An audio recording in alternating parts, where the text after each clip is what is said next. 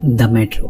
कहानी की शुरुआत एक बूढ़े आदमी से होती है जो इस टनल का मेंटेनेंस देखता है, लेकिन आज उसे यहाँ के हालात कुछ ठीक नहीं लग रहे क्योंकि दीवारों पर काफी तेज पानी लीक हो रहा है और ये एक अच्छी बात नहीं है। इसलिए वो अपनी ड्यूटी निभाते हुए अपने सीनियर के पास जाता है और उन्हें इस बारे में तुरंत बताता है, लेकिन वो उसकी बातों पर ध्यान नहीं देते और हम देख लेंगे ये बोलकर बात को टाल देते हैं। इसके बाद हम एक लोको पायलट को देखते हैं जिसकी ड्यूटी अब बस शुरू ही होने वाली थी, लेकिन तभी वो बूढ़ा आदमी जाकर उसे भी ये बात बता दे और वो पायलट कई और लोगों को इस बारे में बताकर अपनी ड्यूटी के लिए निकल जाता है। लेकिन यहाँ उस टनल के पानी का बहाव तेज होने लग गया था। वहीं दूसरी ओर हम एड्रियान को देखते हैं जो कि एक डॉक्टर है। वो अपने पेशेंट को चेक कर रहा था, पर घर आने पे उसकी बेटी जूली कहती है कि डैड, मॉम अभी तक घर नहीं आई है, आप उनसे फोन करके एक बार पूछिए कि वो कहाँ रह गई। लेकिन असल में एड्रियान को भी नहीं पता कि उसकी वाइफ कहाँ पर है, क्योंकि उसका तो अफेयर चल रहा है उसके बॉस जॉन के साथ, जो कि यहाँ पे हम साफ देख सकते हैं। और ये बात जॉन को भी पता है, लेकिन वो उसे कुछ कहता नहीं क्योंकि उसने अपनी वाइफ से इस बारे में कई बार बात की, पर इसका कोई भी फायदा नहीं हुआ। अब अगले दिन जूली और एड्रियान दोनों घर से निकल जाते हैं क्योंकि एक को स्कूल जाना था और दूसरे को हॉस्पिटल।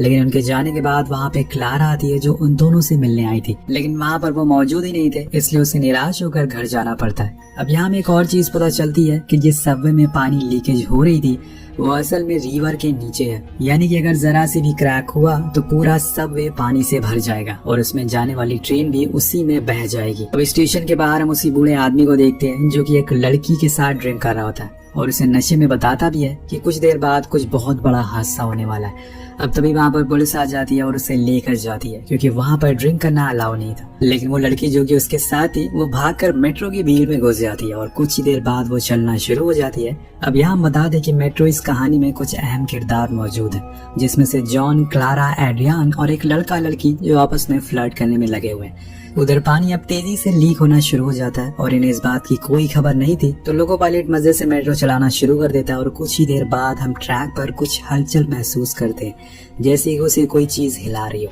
लेकिन ये बात पायलट को पता नहीं होती, इसलिए वो स्पीड और बढ़ाता और आराम से एप्पल खाने लगता है। लेकिन अब वहाँ की दीवारों में छेद होना शुरू हो गया था और पानी अब गिरने लगा था, और ये चीज जब लोको पायलट देख लेता है तो वो तुरंत इमरजेंसी ब्रेक लगाता है। लेकिन इतनी जल्दी ट्रेन नहीं रुकने वाली थी और उस ब्रेक की वजह से पीछे से सारे डिब्बे में तेजी का झटका लगता है और इसी वजह से जितने भी लोग मौजूद थे सभी एक दूसरे के ऊपर गिरना शुरू हो जाते हैं। अब मेट्रो पटरी से उतर जाती है, लेकिन जो कि मेट्रो टनल में थी इसलिए डब्बे गिरते नहीं है, लेकिन झटके की वजह से बहुत तबाही होती है। एक अफरा तफरी का माहौल बन जाता है और सभी चिल्ला रहे थे क्योंकि इसमें कई लोग तो मारे भी गए थे। लेकिन कुछ ही देर बाद जब सब कुछ शांत हो जाता है तो हम देख पाते हैं कि असल में वहाँ पर क्या हुआ है। जॉन फौरन खिड़कियों को तोड़ता है और बाहर देखता है, लेकिन वहाँ पे जाना सेफ नहीं है क्योंकि पानी में करंट हो सकता है और इसीलिए वो ट्रेन के ऊपर चढ़कर आगे जाने का ट्राई करता है। उधर हम एड्रियान को देखते हैं जो उठते ही अपनी बेटी को ढूंढना शुरू करती है क्योंकि वो उसे कहीं दिखाई दे नहीं रही थी। हर जगह ढूंढने पर वो उसे सीट के नीचे लेटी हुई मिलती है, लेकिन तभी एक आदमी को हम देखते हैं जो सभी सीट के ऊपर से चढ़कर आगे जा रहा था। अगर वो क्लारा के ऊपर से चला गया तो वो मर भी सकती है, इसलिए एड्रियान उसे रोकने की कोशिश करता है, लेकिन वो रुकने का नाम ही नहीं ले रहा था। पर तभी जॉन आकर उसकी मदद करता है और उसकी बेटी को बाहर निकालता है, यानी कि अब यहाँ इन तीनों का मिलन हो चुका है। इसके बाद हम क्लारा को देखते हैं जो बार बार जूली को कॉल लगा रही थी, लेकिन उसका फोन बंद बता रहा था। अब यहाँ एक और मुसीबत आने वाली है। उस रूट पे एक और दूसरी मेट्रो अब तेजी से आगे बढ़ रही है, लेकिन तभी उसे रेड सिग्नल मिलता है जिसकी वजह से वो अपनी स्पीड कम कर लेती है और फिर धीरे धीरे आगे बढ़ने लगती है। लेकिन उसी समय उसे ट्रैक पर ढेर सारा पानी दिखता है जो कि टनल से होते हुए आ रहा था। तभी कंट्रोल रूम में उसके पास मैसेज आता है कि आपको दोबारा से उसी स्टेशन पर लौट जाना है जहाँ से आप आए थे, इसलिए फौरन ये लोग ट्रेन को उल्टी डायरेक्शन में चलाना शुरू करते हैं। लेकिन यहाँ उसमें बैठे पैसेंजर को जरा भी खबर नहीं थी कि आखिर ये सब क्यों हो रहा है। इधर एड्रियान एक जख्मी आदमी की मदद कर रहा होता है, लेकिन ट्रैक के जरिए हजारों लोग अब आगे बढ़ रहे थे। उन्हें ये लग रहा था कि शायद कुछ ही दूर पर उन्हें स्टेशन मिल जाएगा और वो जान बचाकर यहाँ से निकल जाएंगे। लेकिन तभी वहाँ पर दोस्तों इलेक्ट्रिसिटी ऑन हो जाती है जिसकी वजह से ग्राउंड पर करंट दौड़ने लग जाता है। अभी जितने भी लोग थे पानी में भाग रहे थे, एक ही झटके में सभी की मौत हो जाती है। जो लोग पीछे रह गए थे वो वापस मेट्रो में जाना शुरू करते हैं। उधर दूसरी मेट्रो अब अपनी स्टेशन पर पहुंच गई थी, लेकिन वहाँ खड़े पैसेंजर इससे काफी गुस्से में थे क्योंकि उन्हें समझ नहीं आया था कि असल में ये वापस क्यों आ गई, क्योंकि बाहर के लोगों को इस बारे में अभी कोई जानकारी नहीं है। अगले सीन में हम जॉन को देखते हैं जो पानी में कुत्ते को फेंक कर चेक करता है कि करंट है कि नहीं, लेकिन ये बात क्लारा को पसंद नहीं आती, इसलिए वो उसे वापस लाने को कहती है। तो वो उसे पानी से निकाल कर वापस उसे दे देता है, क्योंकि इस जगह पर कोई करंट अभी नहीं था। यहाँ जो लोग मेट्रो के अंदर फंसे हुए थे उसमें से वो दोनों लड़का लड़की भी होते हैं जो फ्लर्ट कर रहे थे। अब ये दोनों बाहर निकलने की कोशिश कर रहे थे, लेकिन तभी मेट्रो का एक हिस्सा उनके ऊपर गिर जाता है और वो फंस जाते हैं। हालांकि लड़की तो निकल जाती है, लेकिन लड़का उसी में फंसा रह जाता है। वो बहुत कोशिश करता है, लेकिन कोई फायदा नहीं हो रहा था, जिस वजह से वो लड़का कहता है कि तुम यहाँ से चली जाओ, अब मैं नहीं निकल सकता हूँ, मेरी मौत यहीं पर हो जाएगी। लेकिन वो लड़की नहीं मानती और कोशिश करती रहती है लगातार, और आखिर में वो उसे बाहर निकाल ही लेती है। जिसके बाद वो लड़का उसे कहता है कि क्या आप मुझे तुम्हारा नंबर मिल सकता है, पर वो मना कर देती है, जिसे सुनकर दोनों तेज तेज हंसने लगते हैं। उधर दूसरी तरफ हम देखते हैं कि जो लोग उस करंट से बच गए थे वो भागकर अब दूसरे स्टेशन पर आ गए थे, लेकिन उन्हें वहाँ देखकर बाकी लोग घबरा जाते हैं और इसी चक्कर में वहाँ पर भगदड़ मच जाती है। लोग किसी तरह से बस स्टेशन के बाहर निकलना चाह रहे थे और इसी वजह से इसमें कई लोग मारे भी जाते हैं, और जो बच जाते हैं वो बाहर की ओर बढ़ना शुरू करते हैं। अब बाहर भीड़ बढ़ती जा रही थी, जिसे रिकॉर्ड करने के लिए वहाँ 2 रिपोर्टर भी आते हैं और ये खबर आग की तरह पूरे शहर में फैल जाती है। अब वो लोग सारे घायल लोगों की न्यूज दिखाने लगते हैं, लेकिन इतने में वहाँ पुलिस वाला आता है और उन्हें रोक लेता है। उसका कहना था कि यहाँ पर कई घायल लोग हैं, इसलिए फुटेज ना दिखाए, क्योंकि इससे लोग और घबरा जाएंगे, और उसके कैमरे की मेमोरी भी निकाल लेता है। लेकिन वो रिपोर्टर बहुत ही चालाक, वो उसे ब्लैंक कैसेट दे देता है और असली वाली छुपा लेता है, और बाद में ये लोग उसे पब्लिश कर देते हैं। जिसके बाद होना क्या था, पूरे रशिया में भगदड़ मच जाती है और हर तरफ बस इसी के बारे में बातें चल रही थी। और रशियन पुलिस हेडक्वार्टर के लोग फौरन स्टेशन पहुंचते हैं और तुरंत रेस्क्यू टीम भेजते हैं, ताकि जो बचे लोग हैं उन्हें बचाया जा सके। इधर जूली भी न्यूज देख लेती है, हालांकि उसे पता नहीं था कि उसकी बेटी किस मेट्रो में है, लेकिन वो ये न्यूज देखकर रोने लगती है और फौरन स्टेशन की ओर बढ़ने लगती है। लेकिन वहाँ मेट्रो में अभी भी एड्रियान, क्लारा, जॉन, उनके साथ 2 और लोग थे जो बीच वाले डब्बे में फंसे थे, इसलिए वो कैसे बाहर निकले उन्हें समझ नहीं आ रहा था। पर तभी जॉन उन्हें बताता है कि हमें बीच से होते हुए आगे जाना होगा, और ये करते हुए हम सबसे आगे वाले डिब्बे तक पहुंच सकते हैं, लेकिन बस थोड़ा संभाल कर आना होगा। सभी मान जाते हैं और फिर एक एक करके आगे बढ़ने लगते हैं। कुछ ही देर बाद वो मेट्रो से बाहर आ जाते हैं, पर यहाँ हम देख पाते हैं कि मेट्रो का एक डिब्बा बस बीच से टूटने ही वाला है, और अगर ऐसा हुआ तो बाकी डिब्बे आगे बढ़ने लगेंगे, क्योंकि ये टनल स्लोप में बनी हुई है और इसी ट्रैक पर अब ये लोग चल रहे हैं। मतलब मौत इनके बस बिल्कुल पीछे है और इन्हें अब ऐसे ही चलकर स्टेशन तक पहुंचना होगा। लेकिन इनके लिए सफर इतना आसान तो नहीं होने वाला था। ये अब धीरे धीरे आगे बढ़ रहे थे, लेकिन तभी एक पानी की लहर तेजी से इनकी तरफ आ रही थी, जिसका ये साफ मतलब है कि वो मेट्रो का डिब्बा एक दूसरे से अलग हो गया। इसलिए सभी कोई सेफ जगह ढूंढने लगते हैं जहाँ पर ये छुप सकते हैं। लेकिन इनके साथ एक मोटा आदमी भी होता है जो इनके साथ ना भागकर बल्कि आगे जाने लगता है, पर तब तक वो डिब्बा उसके करीब आ जाता है और उसे एक बहुत ही बड़ी लहर बनती है, जिससे वो आदमी उसके नीचे कुचला जाता है। और ये सारी घटनाएं उसके साथ ही देखते रह जाते हैं, लेकिन वो उसे बचा नहीं पाते। और इसी हड़बड़ी में उस लड़की का इनहेलर पानी में गिर जाता है। इधर एड्रियान को एक डोर मिलता है जिसे वो खोलने की कोशिश करता है, लेकिन कोई फायदा नहीं था। थोड़ा और आगे जाने पर इन्हें एक जाली मिलती है जिससे बाहर निकला जा सकता है, क्योंकि ये रोड पर जाकर खुलती थी, लेकिन उसे तोड़ना पड़ेगा, जो इतना आसान नहीं है। ऊपर से दूसरी तरफ पानी भरता ही जा रहा है। अगर इन्होंने कुछ फैसला नहीं लिया तो कुछ ही देर में ये सब डूब जाएंगे। अब तीनों आदमी उस जाली को पकड़कर झूलने लगते हैं ताकि वो नीचे आ सके। वो खुल तो जाती है, लेकिन जब वो ऊपर देखते हैं तो ऊपर रोड वाला मैन होल बहुत ही ऊंचाई पर था और वहां तक पहुंच पाना बहुत ही मुश्किल है।